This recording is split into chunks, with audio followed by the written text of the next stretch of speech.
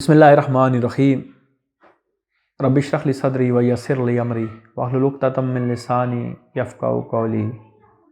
ابن ماجہ کی روایت ہے کہ انس بن مالک رضی اللہ تعالیٰ عنہ قال دخل رمضان فقال رسول اللہ صلی اللہ علیہ وسلم ان هذا الشہر فقد حضرکم وفیہ لیلۃ خیر من الف شہر من حرمها فقد حرم الخیر کلہ ولا یحرم خیرها الا محروم۔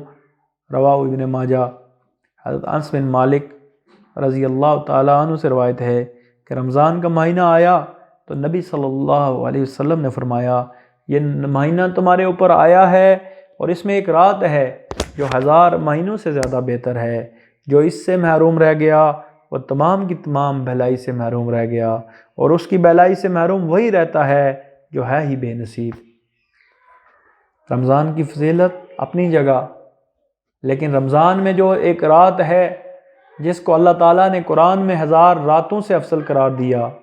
پرانی امتوں کی عمریں بہت زیادہ ہوا کرتی تھی، امت مسلمہ کی عمر کم تھی، تو اللہ نے اس کے لیے ایک رات مقرر کی جو 1000 مہینوں سے افضل رات ہے، اور اس کے بارے میں فرمایا انا انزلناہ فی لیلۃ القدر وما ادراک ما لیلۃ القدر لیلۃ القدر خیر من الف شہر تنزل الملائکۃ والروح فیہا باذن ربہم من کل امر سلام۔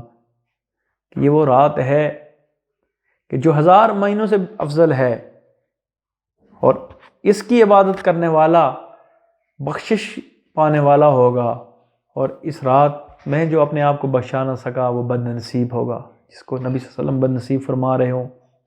کتنی بڑی بات ہوگی۔ اب اس رات کا اہتمام رمضان کی آخری طاق راتوں میں کیا جاتا ہے، اور قیام کیا جاتا ہے، عبادت کی جاتی ہے، اور اس رات کو پانے کی کوشش کی جاتی ہے، کیونکہ ہماری عمریں بہت کم ہیں۔ 1000 مہینوں والی اگر رات ہمیں مل جائے تو کتنے اجر کی بات ہوگی۔ وما علینا الا البلاغ۔